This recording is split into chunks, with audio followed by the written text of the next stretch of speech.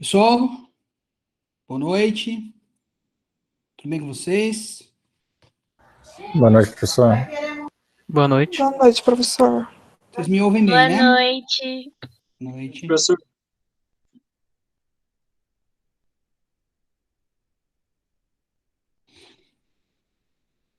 Bom, pessoal, como nós havíamos combinado aí até, né, chegando no final do nosso primeiro bimestre, então hoje nós iremos fazer uma revisão de todo o conteúdo que nós vimos.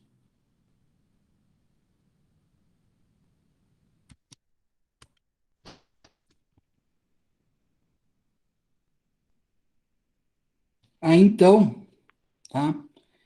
Nós vamos ver desde lá do começo, quando nós falamos do conceito de economia, dos princípios, até a aula passada que nós falamos de elasticidade e de agentes, tá? Hoje, então, nós vamos fazer algo um pouco diferente, um pouco mais dinâmico. Aí o professor vai repassar. Professor, Pois não. desculpa atrapalhar, mas assim, no AVA, as atividades elas estão bloqueadas ainda. E assim, antes apareceu a segunda atividade, ela estava aberta, com prazo, acho que para o dia 28, Uhum. e a primeira estava com cadeado ainda, agora estão as três com cadeado aqui. Tá. Eu vou dar uma verificada no que aconteceu, então.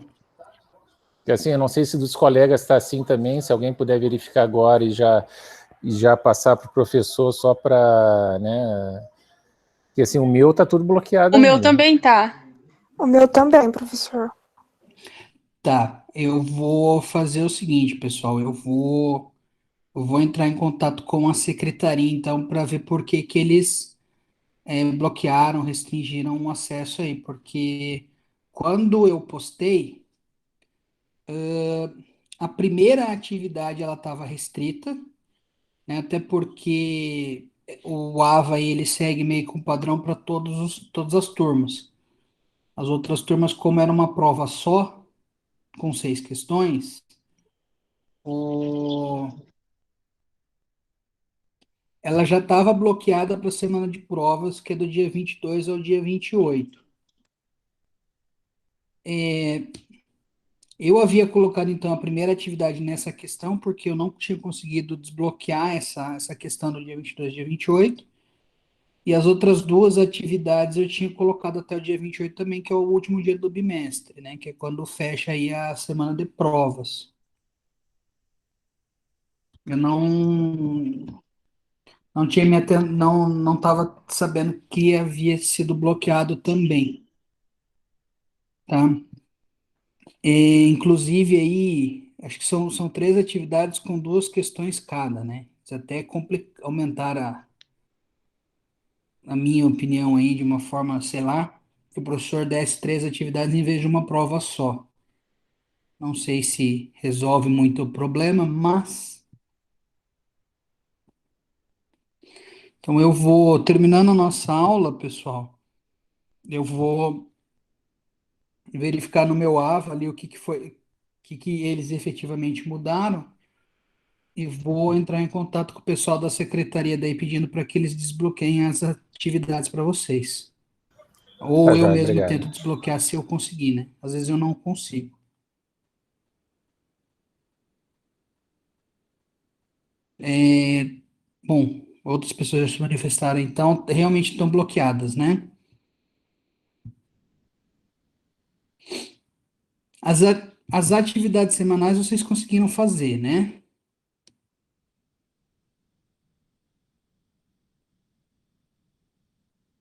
Sim. Tá, beleza, então. Então fico aí de verificar essa questão aí das atividades ali e qualquer coisa eu dou um feedback para vocês ou peço para alguém entrar em contato com vocês aí. É,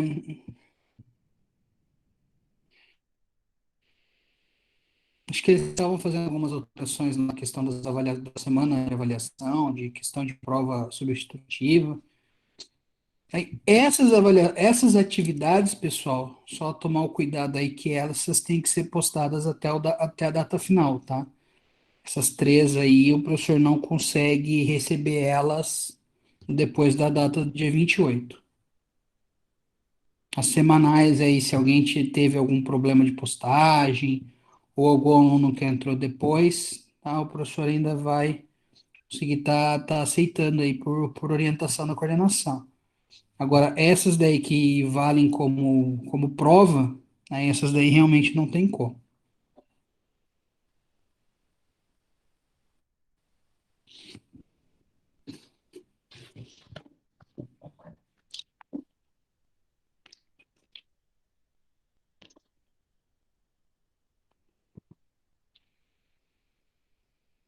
Sim, você de que semestre? Professor, vai ser liberado as 3 atividades, então, tudo junto, para fazer até o dia 28. Então, é exatamente isso que eu quero confirmar, porque até então era para estar, pelo que eu tinha visto lá, duas delas eram para estar liberadas já. Mas eu vou confirmar para ver o que que aconteceu aí. Ah, não, tranquilo.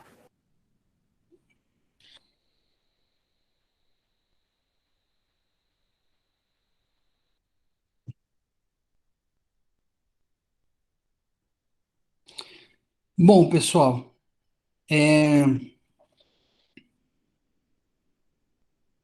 alguém tem mais algum comentário aí para fazer antes da gente começar a aula? Desculpa.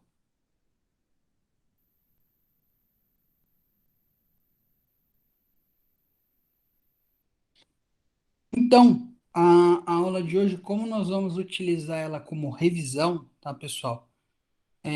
Nós vamos passar aí sobre todos os tópicos, né, do bimestre. Porém, conforme o professor for passando, aqueles que tiverem, aqueles pontos que tiverem maior dúvida, né, ou de repente algo que ficou para trás, que não ficou entendido, vocês questionam novamente, que daí é a nossa última oportunidade de conversarmos sobre esses temas no bimestre. E daí, depois aí das atividades, a gente já entra no segundo bimestre. Bom, quando nós começamos, nós falamos sobre o conceito de economia, que a palavra lá, o radical da palavra, né, ela vem do grego oiko e nomos, que traduzindo aí se coloca como regras da casa, né? Como então você acaba organizando a sua casa, como é que se regra a sua casa, né? Eu até esses dias achei interessante que eu vi uma expressão lá de economias domésticas, né? Então, talvez daí seria até é, você criando um ramo, né, uma subdivisão da economia aí, mas seria até talvez redundante, né? Dizer que normas da casa. Mas, como hoje não é utilizada a economia com esse viés, né? Então, o viés que se utiliza hoje é que é uma ciência humana ou uma ciência social, né, que busca estudar como a sociedade enfrenta o principal dilema da economia, que é o alocar os recursos ou os fatores de produção que são limitados para a satisfação das necessidades ou dos desejos humanos que são ilimitados, né? Lembrando aí os fatores de produção, os recursos naturais, né? A água, o ar, os minérios que você extrai da terra, né? O ouro, a prata, o ferro, as coisas que se plantam, né? pode levar em consideração também os animais, né? Tudo que venha da natureza.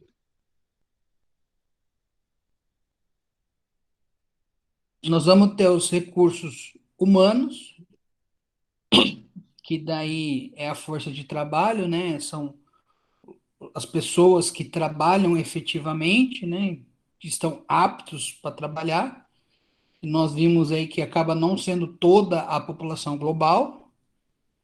E nós temos o capital, que aí ele pode ser o capital dinheiro propriamente dito, pode ser os recursos tecnológicos que a gente utiliza para fazer uma empresa girar, né, para que ela possa funcionar, que ela possa trabalhar. Até mesmo podemos falar do próprio local onde a empresa se situa, né, do prédio da empresa. É, limitado porque temos uma quantidade finita, né, de pessoas que podem trabalhar, nós temos uma quantidade finita, que até cada vez diminui, né, de área de recursos naturais, em que cada vez mais se acaba aumentando na cidade, então talvez você tenha até uma diminuição de local para plantar, né, tem até que otimizar, tudo mais. E a questão do capital, o dinheiro, ele é finito, o espaço para eu abrir uma empresa, abrir uma loja, um comércio, é limitado, né? E os desejos ou as necessidades humanas, nós vimos que são ilimitadas, que hoje, mais do que nunca, nós estamos a todo momento sendo bombardeado com propaganda, compre isso, compre aquilo, faça isso, faça aquilo. Ou nós temos algumas necessidades propriamente ditas, né, de roupa, tem que se vestir, né, a gente não pode ser pelado, de se alimentar, senão morre, de beber água, por exemplo, senão a gente morre, questão de tomar medicamentos, né, nós temos vícios, né, alguns de bebida alcoólica, de cigarro, etc., né, e além desses vícios que surgem com nós mesmos e o das propagandas, também tem que quando a gente está andando na rua, você vê algo, aquilo te interessou, te chamou a atenção, você acaba entrando na loja, por exemplo, e acaba comprando. Então, esse é o grande foco de estudo da economia, né? O grande dilema da economia. Como alocar os recursos, os fatores de produção, para a satisfação das necessidades humanas, de forma a fornecer o máximo de bens e serviços possível, né? Otimizar aí os fatores de produção, seja para bens, seja para serviços. Bens, coisas materiais, né? Como se tem o exemplo de roupa, remédios, etc. Serviços aí que são situações imateriais prestadas por pessoa, né? Um serviço de contabilidade, um serviço de propaganda, um serviço de advocacia, serviço médico. Passado aí, nós vamos ver que nós temos aí quatro principais problemas, né? Nós temos esse é o principal foco de estudo, né? O grande dilema. E nós vamos ter quatro problemas, né? Quando nós vamos falar em economia, que é o que produzir, quanto produzir, como produzir e para quem produzir. Então, o que produzir é o que efetivamente eu vou produzir, né? Os meus recursos me permitem produzir o quê? O mercado está precisando de quê? Né? Então, dando em consideração aí que nós levamos em consideração que as pessoas são racionais, né? Então, toda essa questão, o que produzir, né? O que eu vou produzir de questão natural? O que efetivamente preciso? O que não precisa? O que é viável? O que não é? Né? Quanto produzir? Aí, questão de demanda também, né? Quanto que eu vou precisar produzir? Quanto que o meu mercado está demandando? Está demandando mais? Está demandando menos? Como produzir? Né? Aqui como que eu vou produzir? Vou usar maquinário, vou utilizar mão de obra, a lei do país me permite produzir tal coisa, não me permite, né? A lei me impõe o meu estabelecimento, por fazer muito barulho, tem que ficar afastado da cidade, por ter odores, tem que ficar afastado da cidade, né? Tem essa questão tem que ser visto no como produzir, né? Como eu vou otimizar, porém também como que eu vou obedecer todo o arcabouço, né, jurídico, político, aquele determinado estado. Eu consigo uma isenção fiscal, talvez, um incentivo fiscal. As normas trabalhistas são mais caras, são mais baratas, onde vale a pena eu produzir, onde não vale, como, né, é a melhor forma de eu produzir e para quem eu vou produzir é o meu público-alvo, né? Quem que vai ser o meu consumidor, né? Vai ser a empresa que eu vou oferecer minha mão de obra, né? Vai ser meu consumidor ali que vai comprar direto a minha laranja, meu abacaxi, que eu vou vender na feira do produtor. Eu produzo uma tecnologia. Essa minha tecnologia é uma tecnologia diferenciada, mais padrão classe A, mais cara, mais padrão, né, classe média, baixa renda. Preciso atingir essas outras classes também, né? Então, qual aí vai ser o meu público-alvo, né? Você vai pegar um exemplo aí, você vai produzir uma determinado artigo, né? Uma determinada joia de ouro, com um monte de diamantes, etc. Para quem que está produzindo isso? Para quem efetivamente consegue comprar, né? Então já é um padrão mais diferenciado, uma elite, talvez, diferente talvez de algo aí que seja um padrão acessível para todos ou para a maior quantidade de pessoas possível, que depende de quem efetivamente aquela determinada empresa quer atingir como seu consumidor. E também nós podemos falar aí de políticas públicas, né? Também acabam incentivando as pessoas a consumirem, por exemplo, dando renda, dando dinheiro, né, para que essas pessoas possam consumir, né, ou não tem dinheiro para se alimentar, etc., pode estar adquirindo medicamentos básicos junto ao mercado. Até aqui, pessoal, alguém tem alguma dúvida, algum comentário, um posicionamento, um questionário?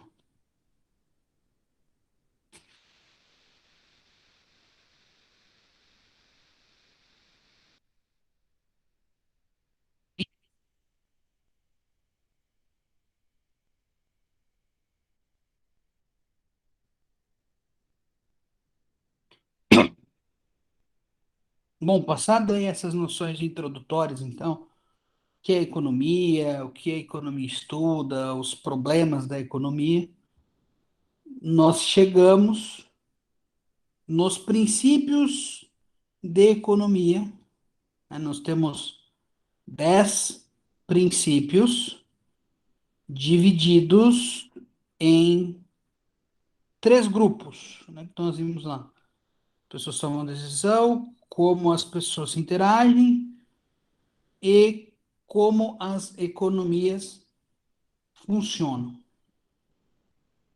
Então, primeiro princípio, né? Como como as pessoas interagem, né? Então é que as pessoas, princípio um, as pessoas enfrentam trade-offs, né? Então, as pessoas enfrentam dilemas de escolha. Então, ah, vocês possuem aí quatro, cinco disciplinas e no decorrer do dia vocês escolhem, eu vou estudar essa ou aquela disciplina por uma hora. Eu vou estudar economia hoje em uma hora, depois vou estudar psicologia uma hora, ética depois uma hora. Então aqui você faz uma escolha.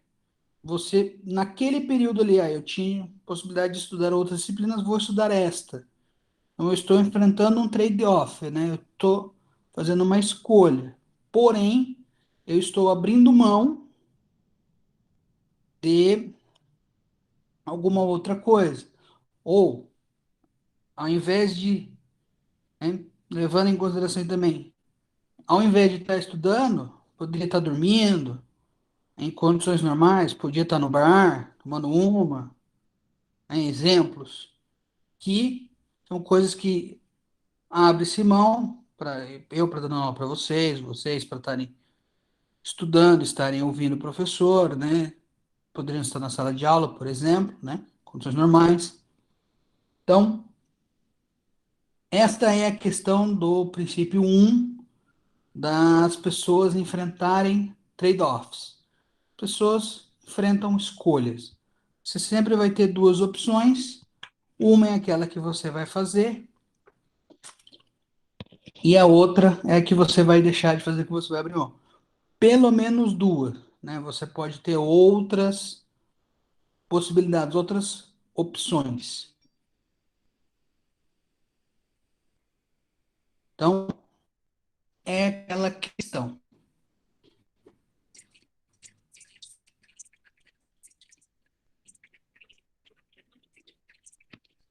É, o segundo princípio, então, é dentro aí de como as pessoas tomam decisões,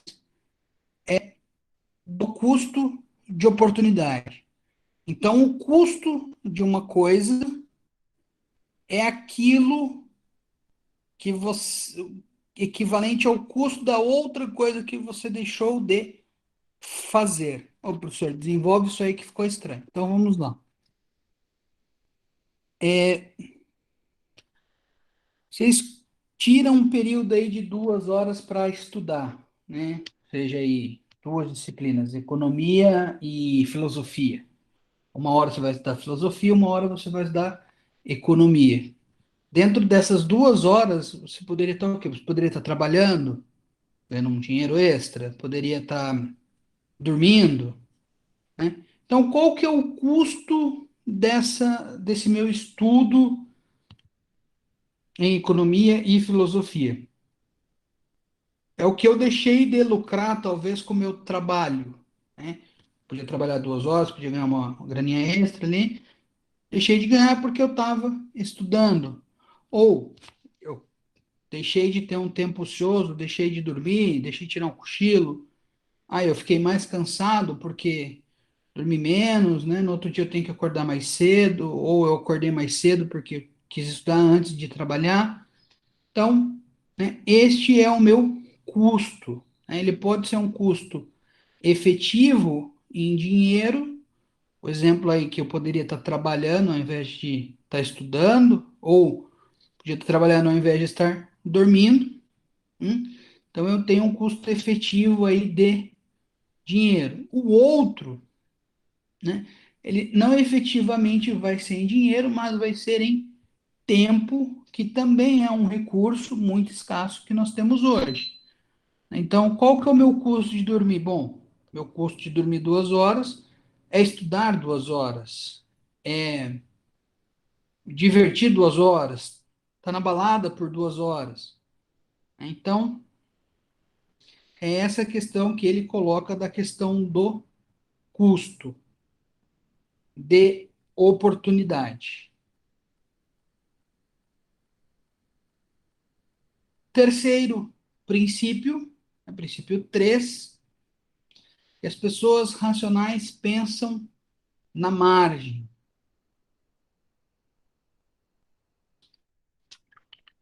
Aqui, então, para a gente falar de margem, nós temos que pensar o quê? Que nós temos um limite, né? E o que vale mais a pena eu fazer?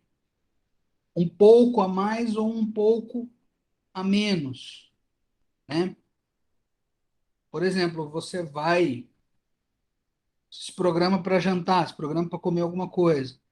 Ah, mas sobrou um pouco de comida ali, eu vou comer um pouco a mais ou não? Esse pouco a mais vai me fazer bem ou não? Vai me satisfazer ou não? Então eu vou pensar na margem. Esse um pouco a mais vai valer a pena ou não vai valer a pena, né? Ah, eu vou produzir um pouco a mais, tá? Esse produzir um pouco a mais, ele vai me valer a pena ou não? Por quê? Eu vou ter que contratar mais gente, então eu vou ter um custo maior do que o meu retorno, né? Então, são essas questões que se leva em consideração nessa questão de se pensar na margem. Ou ainda, né, uma questão de satisfação. Ah, o programa para ir numa festa, ficar 2, 3 horas na festa, a festa está boa. Ah, então vou pensar na margem, vou ficar mais um pouco, mais uns minutos, mais uma hora, mais meia hora, né? Sempre pensando aí na satisfação ou no que esse tempo a mais ou a menos dentro da minha margem, né, vai me trazer de bom, né? Porque ele coloca aí que pessoas racionais pensam na margem, né? Você sempre vai pensar na margem, levando em consideração que é algo positivo ou, né, menos prejudicial.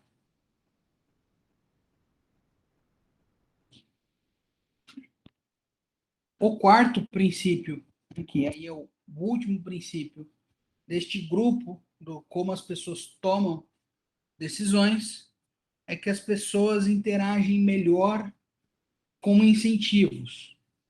Então, vamos colocar aí, se algo custa R$ 100, e de repente tem uma promoção que cai para 80, você teve um incentivo ali, uma diminuição de preço, você vai aumentar a procura por aquele bem, né, por aquele produto. Então, você teve um incentivo, eu tive desconto de R$ 20, aqui de um quinto, né, de 20%, R$ 20 nesse produto. Opa, agora eu vou comprar, antes estava caro, agora está dentro do meu bolso, né? Por outro lado, o produtor se interessa mais aí se o produto, né, de 100 passasse para 120, que ele tivesse um aumento aí de 20%, né? Ficaria mais animado, por quê? Porque o preço ia subir, ele ia ter mais lucro, ele ia produzir mais. Então as pessoas interagem melhor aí quando se tem um incentivo, né? O professor poderia virar agora aqui e falar assim, ó, quem fizer a próxima pergunta ganha um ponto. Provavelmente alguém ia se manifestar para fazer uma pergunta. Por quê? Porque ia ter um incentivo, um benefício de um ponto, né? Então, tem essa questão aí que ele coloca, as pessoas respondem melhor, ou têm um incentivo, quando tem um incentivo, né? Pessoas aí, no caso da economia, os agentes econômicos que nós vimos, né? Tanto as empresas quanto os consumidores.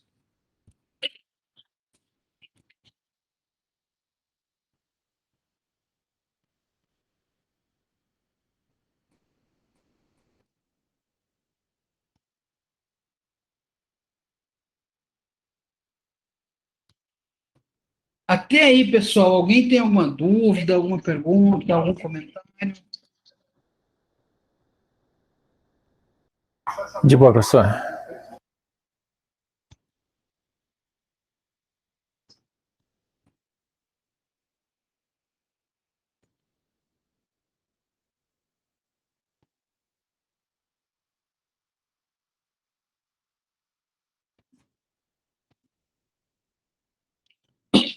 Então, agora nós vamos entrar no segundo grupo de princípios, né? Que dos 10, nós vamos entrar então no princípio número 5, tá? Que é o princípio de como as pessoas interagem, que o comércio pode ser bom para todos, né? Aqui é quando ele coloca ali o quê? De você ter um comércio, não uma questão de concorrência desleal, mas sim uma concorrência na qual, né, todos podem ganhar. Ah, eu vendo um produto, você vende outro produto, todos nós podemos ganhar, podemos nos beneficiar do comércio, principalmente quando esse comércio é especializado, né? A questão do trade-off. Bom, Eu não entendo de construção. É melhor, é mais benéfico, é menos prejudicial, menos custoso. Eu fazer a construção ou eu contratar alguém que saiba fazer essa construção? Então, por isso que ele coloca aqui que o comércio pode ser bom para todos. Nós temos uma impressão de que o comércio é sempre um querendo derrubar o outro, né?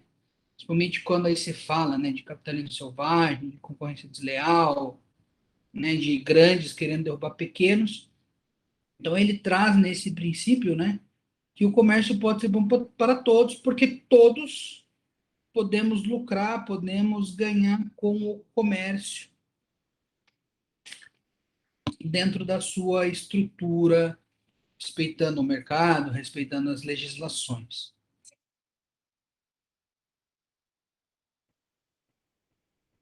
O segundo princípio deste grupo, tá, que aí é o nosso princípio de número 6, que os mercados geralmente são uma boa forma de organizar a atividade econômica, né? Os mercados, ou o mercado, né? Colocando o mercado de forma ampla ou de forma mais específica aí, né? O mercado de calçado, o mercado de roupa, o mercado de ações, né? Subdividindo o mercado em vários segmentos. O que ele coloca que o mercado pode ser melhor para organizar a atividade econômica, né? Nós vimos e vamos rever a questão dos sistemas econômicos, né? Nós vimos aí que o mercado ele se auto-organiza, ele se autogere, ou ele pode ser regulado pelo poder público, ou o poder público pode ter toda a economia na sua mão, né? Toda a atividade econômica na sua mão. Ele coloca aqui o quê? Que os mercados podem ser uma boa opção por causa disso, né? O mercado vai sentir a febre, vai sentir a necessidade de uma forma mais rápida do que o próprio Estado. Então, ele vai organizar, vai colocar à disposição aquilo que é melhor, né? Talvez, vamos colocar um exemplo para hoje, né, da questão da vacina. A gente poderia ter, talvez, né, levando em consideração que teria uma produção bem maior que a que nós temos, talvez o mercado ele poderia estar disponibilizando uma quantidade maior do que o próprio Estado dessa questão da vacina, né? Neste caso, como é um serviço público de saúde, é fornecido pelo próprio poder público. Então, por isso que ele coloca que pode ser uma boa opção, né, para a organização da atividade econômica. O terceiro e último princípio deste grupo, né, que é o nosso princípio 7, é que os governos, às vezes, podem melhorar o resultado dos mercados. Aqui nós não podemos colocar o que? O mercado, né, sendo vigiado, sendo monitorado pelo governo, pelo poder público.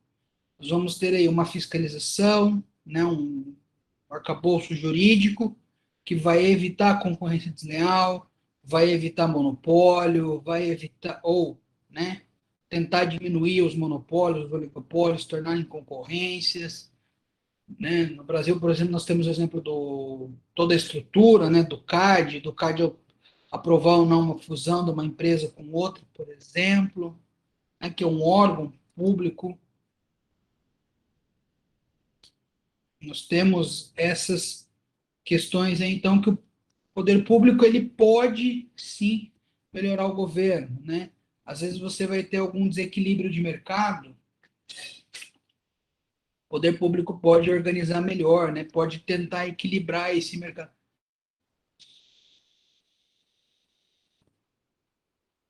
Aqui, pessoal, tudo tranquilo, né?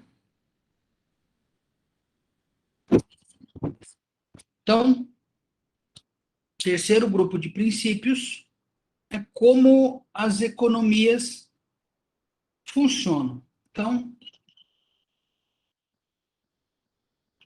princípio 8, é o primeiro princípio desse grupo, princípio 8, que o padrão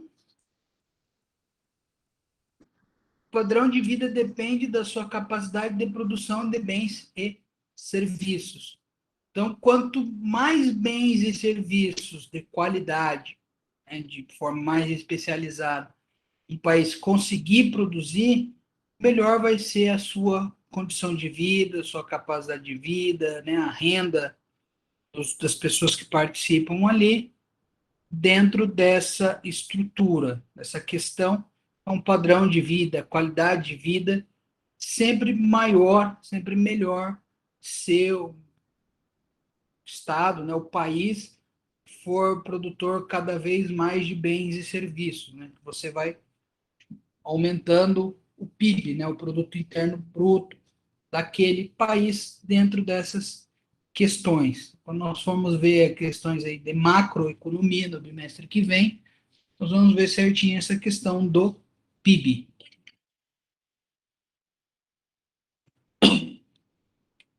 Os preços sobem quando o governo emite moeda demais. Né? Aqui é aquela situação de se eu tenho 1.000 maçãs que custam 1.000 moedas, né? Tenho 1.000 maçãs e tenho 1.000 moedas para gastar. Então, com uma moeda, eu compro uma maçã. Né? Então, a minha maçã custa uma moeda, custa R$ 1. Então, por quê? Porque eu tenho R$ 1.000, 1.000 moedas emitidas por aquele país, por aquele governo. No ano seguinte, o país decide emitir 2.000 moedas, né? Ele dobra a emissão de moedas. Porém, a minha produção de maçãs continuou em 1.000. Então, o preço da minha maçã sobe de uma moeda de R$ 1 para R$ 2 ou 2 moedas. Então, colocando aí que quando o poder público emite moeda demais, de forma desenfreada, você acaba tendo um aumento do preço, né? Você acaba tendo uma forma de ocorrência da inflação.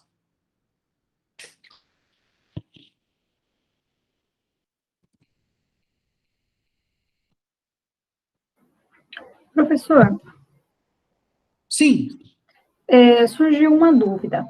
pois não. Talvez não tenha a ver com a aula. Como que o governo, nesse caso aí, ele sabe que, vamos supor, tem, sei lá, tem 1.000 moedas, mas uma pessoa só tem 50 moedas, mas ele não gasta essas moedas, ele guarda. Que ele vai saber que ele tem que produzir mais moedas ou que ele tem que ter inflação, porque esse dinheiro não está circulando. Por exemplo, tá? No Brasil, você consegue fazer um rastreamento aí pelas movimentações financeiras, né, pelo CPF, dependendo do quanto a pessoa ganha, né? A pessoa tem que declarar um imposto de renda, então ela tem que declarar quanto ela efetivamente ganha. Né? Então, por exemplo, o exemplo que você deu aí, eu ganho número de 50 moedas, por exemplo, né? Então, se a empresa que me pagou, ela vai declarar o imposto dela, ela vai dizer que ela me pagou essas 50 moedas. Eu também declaro se a minha renda chegar no nível de declarar, mas a empresa acaba declarando. Então, assim, o poder público, ele possui ferramentas, ele possui mecanismos para fazer essa fiscalização, né? Seja por meio da polícia investigativa, seja por meio dos instrumentos da Receita Federal, tem acho que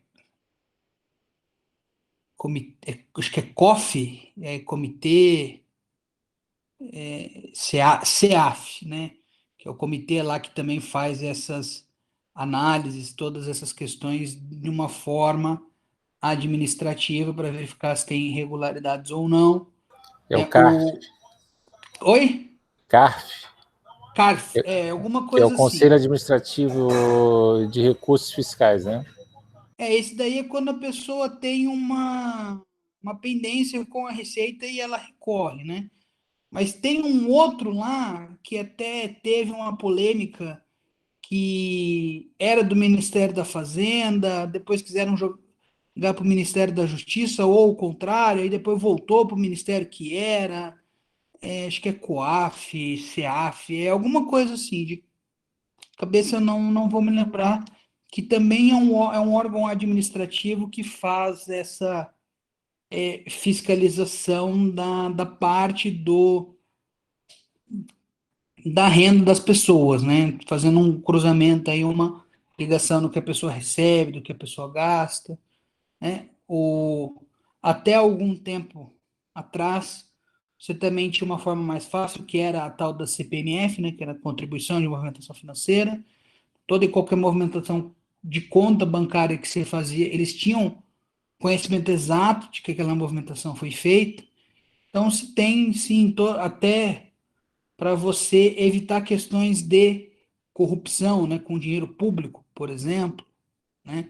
Então, os servidores públicos, né, recebem lá, ou que o poder público compra mediante licitação, então, os tribunais de contas que avaliam isso daí para ver se não estourou teste de gasto com o pessoal, enfim.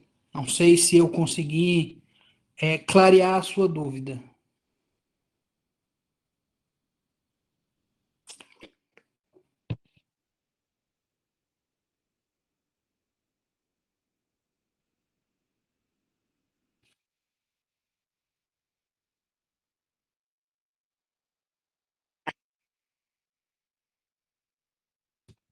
E o 10º e último princípio aí é que nos enfrentamos um trade-off de curto prazo quando nós discutimos desemprego e inflação. Então, a sociedade como um todo ela vai enfrentar essa questão. Ah, professor, mas por quê? Vamos lá.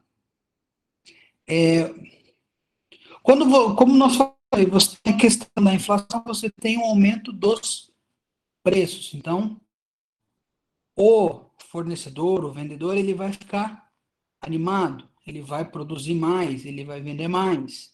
Para ele produzir mais, para ele poder vender mais, o que ele vai fazer? Ele vai contratar mais gente, né? Então, você vai ter aí uma diminuição no desemprego, né? Devido à alta dos preços, né? As pessoas produzem mais, querem vender mais. Para isso, dentro da minha empresa, o meu funcionário ele consegue produzir até uma determinada quantidade. Então, para eu produzir mais, para eu poder vender mais, para eu ganhar mais, para eu lucrar mais, eu tenho que contratar mais gente. Então, eu vou diminuir o desemprego. Então, por isso que ele coloca aí que é um trade-off entre desemprego e inflação. Porque no curto prazo, eu tenho que escolher qual dos dois eu vou combater, né? Enquanto governante, principalmente, para ver qual às vezes é mais vantajoso, né, ou menos prejudicial ser combatido, né? Até por isso que uma inflação, até um estudo que o professor fez, eu não achei, tá, pelo menos aqui nos países ocidentais, Brasil, Argentina, América do Sul, Estados Unidos, Europa, um país que não tenha inflação, tá? Por mais que tenha aí uma inflação muito baixa, tá? Mas você acaba tendo um pouco de inflação. E acaba sendo interessante para essa questão dos aumentos do preço. Óbvio que se você tiver uma inflação muito grande, né, você vai acabar tendo problemas também. O pessoal não vai ter dinheiro para comprar, então a gente tem que combater a inflação. Aqui dentro dos princípios, pessoal, uma dúvida, algum comentário, algum questionamento?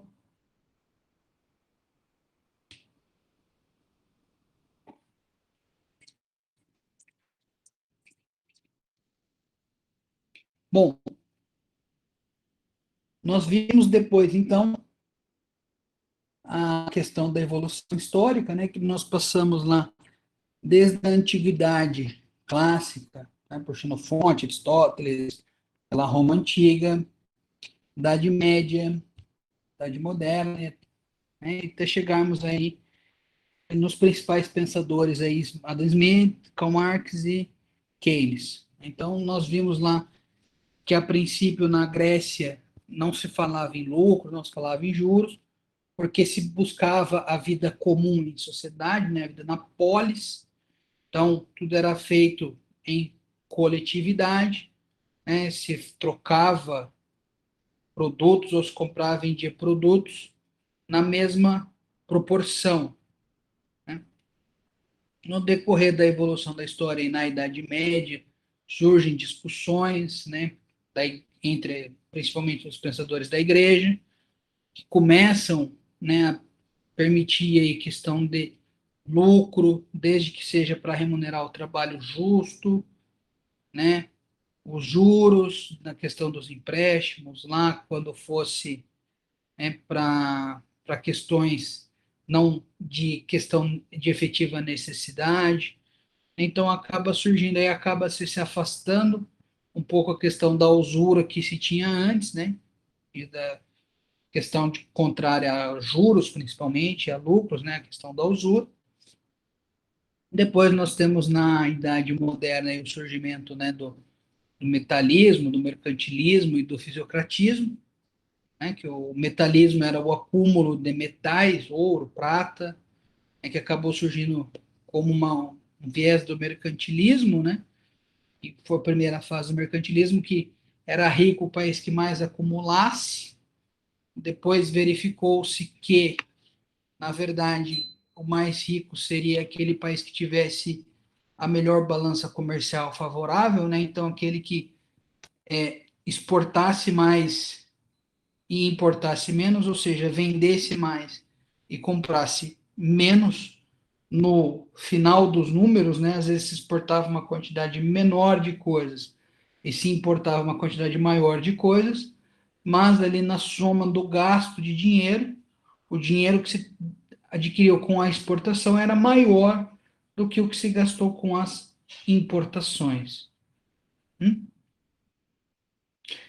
E o fisiocratismo, que daí a questão de que, né, o principal era a questão da terra, da agricultura, da pecuária, né, que o Estado não deveria se meter na economia, mas que não era essa questão de manufaturados efetivamente, né, de tecnologia que estava surgindo com o mercantilismo, de balança comercial, mas sim a questão de você produzir, vender, comprar coisas mais voltadas aí à parte de agropecuária. Aí, como Adam Smith, surge a teoria, né, quando ele escreve o livro dele lá, A Riqueza das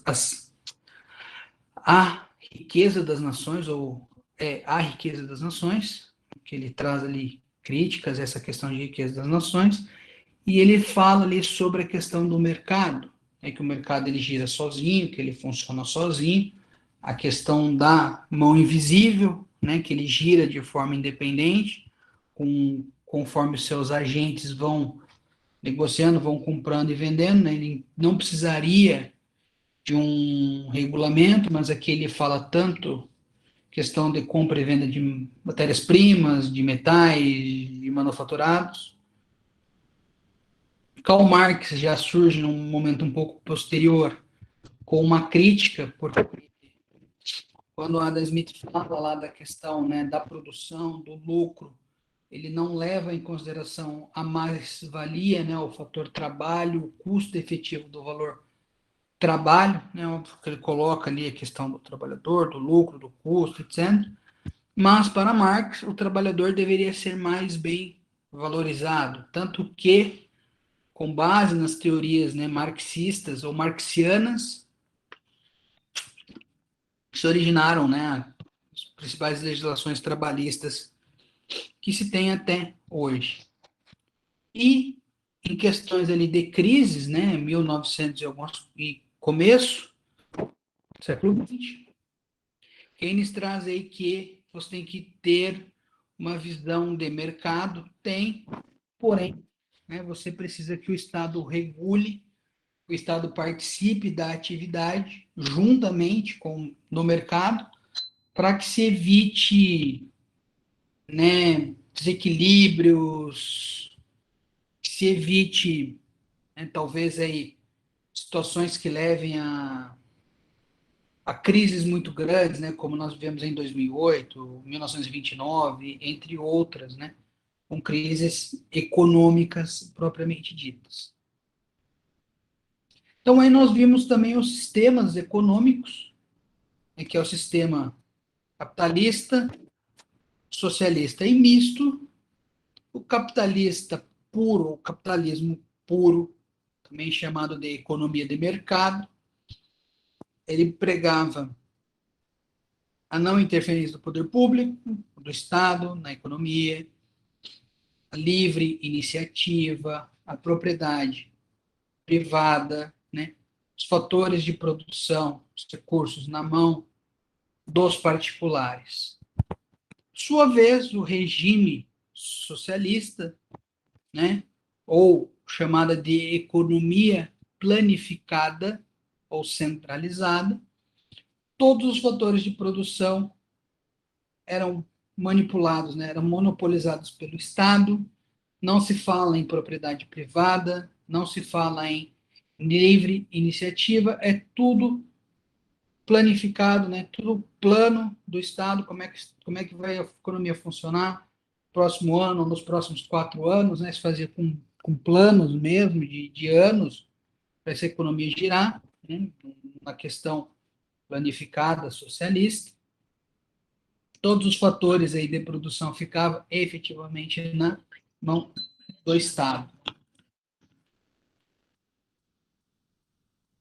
Já aí no sistema misto, nós vamos ter como o nome diz, né, um apanhado das características da economia de mercado e da economia planificada. Nós vamos ter livre iniciativa? Vamos. Nós vamos ter propriedade privada? Vamos. Parte dos recursos vão estar na mão dos particulares? Vão. Porém, nós vamos ter aí parte na mão do Estado, o Estado como proprietário de parte dos recursos, ou parte das empresas, parte, né, daqueles que participam do mercado. Nós vamos ter a intervenção do Estado quando nós falamos em questão de fiscalização do mercado, para ver se você não vai ter, né, toda aquele deslealdade, toda aquela selvageria do mercado.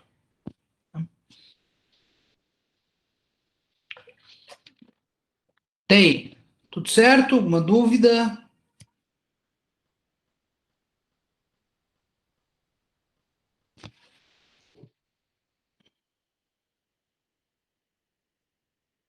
Bom, então, nós temos, né, os tópicos aí que a gente já acaba entrando em microeconomia, né, que é análise do mercado, as estruturas do mercado, os agentes do mercado e as forças do mercado, né, de uma forma mais minuciosa, com mais detalhes, né, por isso que é chamada de microeconomia. Então, o mercado, né, é um local onde as pessoas compram e vendem, né, colocam mercadoria, força de trabalho, um serviço à disposição, à venda, e tem as pessoas interessadas a comprar.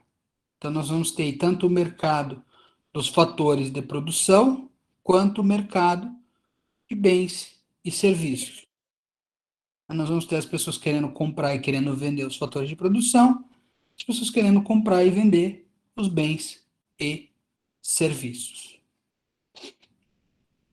Então, nós vamos ter as estruturas, né, que nós vimos lá, o monopólio, monopsônio, oligopólio, oligopsônio, concorrência perfeita e concorrência monopolística, né? Lembrando que nós vimos lá as características de quantas pessoas participam do mercado, como é o produto e quais são as barreiras para participar dessa estrutura.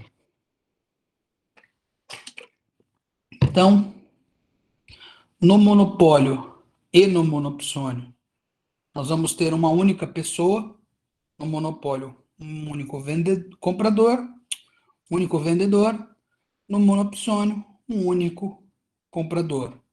O produto vai se tornar homogêneo, porque vai ter que seguir as especificações deste vendedor ou deste comprador, e nós vamos ter o máximo de barreiras possíveis, sejam implantadas pela própria empresa que detém o monopólio ou o monopsônio, ou seja, pela lei. É a nossa Constituição. Coloca lá, por exemplo, que o Estado, o poder público, tem um monopólio do petróleo e de radioatividade. E quando nós temos um único comprador e um único vendedor, aí a doutrina chama de monopólio bilateral. E, né, nós vimos aí que como é uma pessoa só, nós vamos ter uma grande influência dessa pessoa no preço. O oligopólio e o oligopsônio vão seguir mais ou menos as mesmas regras, tendo principal mudança quando a gente fala de quantidade de pessoas.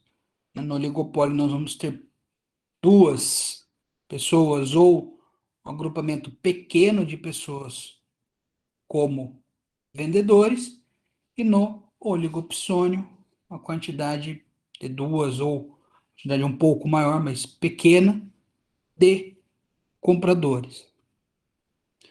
Concorrência perfeita e monopolística, nós vamos ter aí uma quantidade ampla de pessoas, nós vamos ter aí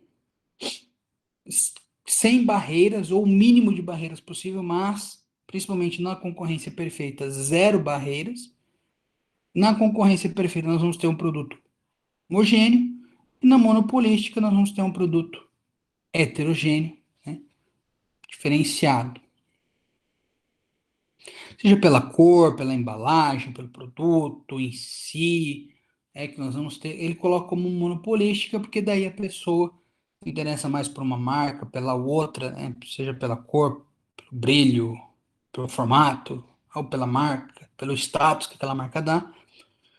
Então, por isso que ele coloca como concorrência monopolística, não que seja algo voltado a se tornar um monopólio.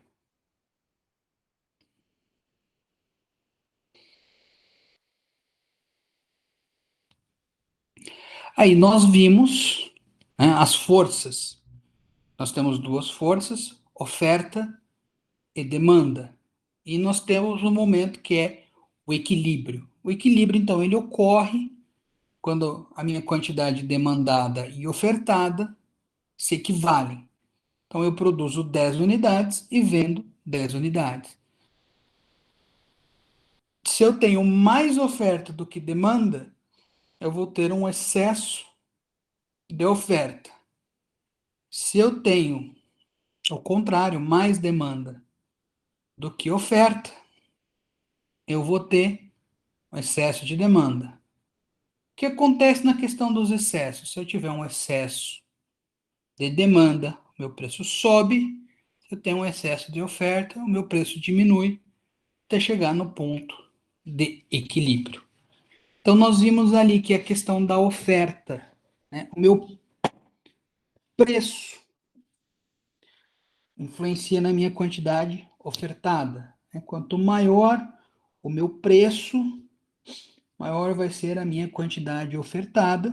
Se os meus outros elementos mantiverem estáveis, porque eu vou acabar tendo um lucro maior e os vendedores, eles focam no lucro. Então, quanto mais lucro tiver, mais benéfico vai ser, então ele vai ofertar mais. Por outro lado, se os custos da produção diminuir, também vai aumentar a quantidade ofertada, se mantendo preço, porque você diminuindo a carga tributária, por exemplo, você vai ter, né, um incentivo para que essa empresa produza, porque ela vai arrecadar mais, porque ela vai gastar menos com a carga tributária, neste é o exemplo. Já a demanda, nós vimos que ela funciona de forma inversa do preço e da quantidade demandada. Então, se o meu preço sobe, minha quantidade demandada diminui, ou vice-versa, né? Aqui, então, nós vimos que, além do preço, que influencia a minha demanda? Preço de outros produtos, sejam produtos substitutos ou complementares, e a renda do consumidor, quando nós falamos em bens comuns ou normais e bens inferiores. Então, meu bem comum, meu bem normal, a minha renda aumenta, minha quantidade demandada aumenta. Bens inferiores, minha renda aumenta, minha quantidade demandada diminui, ou vice-versa. Com relação a produtos substitutos, o preço do meu produto A sobe, a quantidade demandada do meu produto B sobe. Efetivo, contrapartida do meu produto A diminui. E produtos complementares, eles vão analisar ali, né? Subir o preço de um, diminui a quantidade demandada dos dois. Nós vimos também, né, questão da elasticidade, quando a minha variação aí, ela sofre uma alteração mais do que proporcional, né, seja na oferta ou na demanda, em relação ao preço, quantidade demandada, vamos ter uma situação elástica, se ela for equivalente, né, nós vamos ter uma situação elástica unitária ou por unidade, e se for menos que proporcional, vai ser inelástica. Aí nós analisamos essas questões de elasticidade, tanto na questão da oferta quanto da demanda, e nós vimos os agentes, né, o que impacta cada um deles. O consumidor é a questão da minha escolha, né, que nós vamos ter a cesta de produtos e a curva de indiferença, e a minha renda. Então, qual vai ser a minha curva de indiferença mais próxima da minha renda, se eu quiser gastar toda a minha renda, ou se eu quiser poupar, aí vou analisar o quanto eu vou poupar, levando em consideração que o consumidor é racional, então ele não vai gastar mais. Se, porventura, ele vier a gastar mais, para equilibrar as contas, no mês seguinte ele tem que gastar menos. Até porque parte da renda vai estar comprometida para pagar os gastos excedentes. E nós temos aí nessa questão da cesta de indiferença, né, nós temos as quantidades de produtos que vão fazer parte dessa cesta, com base na escolha do consumidor. Pode ser no exemplo que nós usamos lá de comida e de bebida, né, se ele está com mais fome, com mais sede, ou se ele quer otimizar o máximo de cada um destes.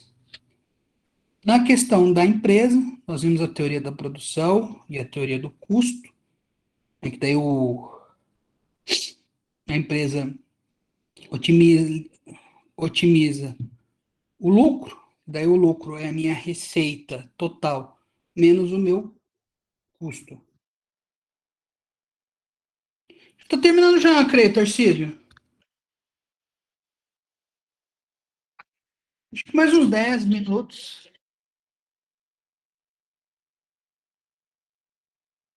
Uns 10, 15 minutos, eu creio que não passe disso.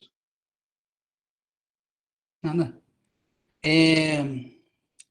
Então, né, minha receita total é o meu preço vezes a minha quantidade vendida, e o meu custo, daí vai ser o meu custo fixo ou o meu custo variável. Né? Nós vimos o custo fixo, é aquilo que eu pago, independentemente se eu tenho ou não a produção, e o custo variável é aquilo que eu gero de custo quando eu tenho a produção. Né? O custo fixo, exemplo ali de água, luz, aluguel, telefone, e o custo fixo, os insumos aí que você compra Quanto mais você produz, mais você precisa de insumo, então seu custo variável aumenta. Nós vimos ali a questão da produção, né? Até que ponto vale a pena eu produzir mais, eu produzir menos, contratar menos. Dentro lá do que a gente verificou uma empresa lá, né, que com funcionário eu produzo 50, com 2 eu produzo 90, com 3 eu produzo 120, então minha produção vai diminuindo se eu for utilizar como base, né? Um produz 50, dois cada um produz 45, três cada um produz 40. Então, você vai tendo uma diminuição na produção. Até que ponto é interessante, até que ponto, né, eu vou ter o máximo ali que vai ficar 0 a 0, ou seja, não vou ter lucro, começo a ter prejuízo, eu tenho lucro, ou como eu faço para aumentar aí, né, a curto prazo, a longo prazo, lembrando que a gente viu que curto prazo, apenas um dos meus fatores de produção variam, se modificam, e longo prazo é quando todos se modificam. E nós vimos daí que o poder público, né, ele pode ser tanto consumidor, ele pode comprar, né, mão de obra, pode comprar recursos, pode licitar uma obra, né, que alguém faça uma obra, prestação de serviço, ou pode licitar a compra de medicamentos, a compra de vacinas, né, ou contrata mediante concurso mão de obra, né, ele pode consumir de forma direta. Nós temos aí também como fornecedor, né, que ele vende serviços, por exemplo, pela Caixa Econômica Federal, pela Petrobras, né, que são empresas públicas, buscam o lucro, né, diferente do Estado, como União, Estado e município, né, que são administração pública direta, que esses não podem ter lucro, né, e também possui a sua natureza fiscalizadora, regulamentadora do mercado, como nós já vimos ali, o exemplo do CAD, das outras questões aí que evitam que as pessoas possam vir a ter lucro não declarado, entre outras situações. Aí então, pessoal, uma revisão, resumo de tudo aquilo que a gente viu no decorrer do bimestre. Alguém tem alguma dúvida, algum questionamento, algum ponto aí que gostaria que fosse clareado?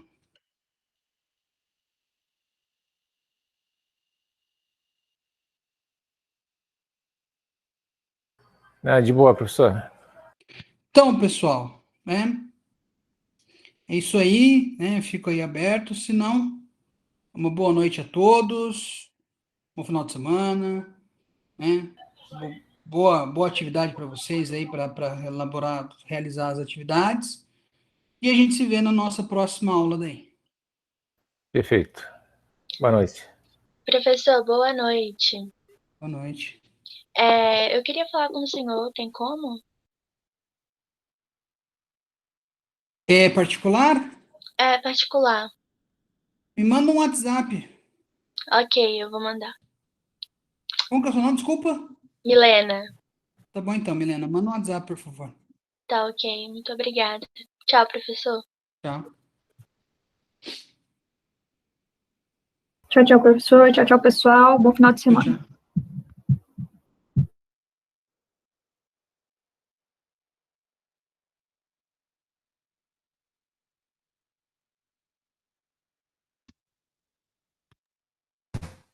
Professor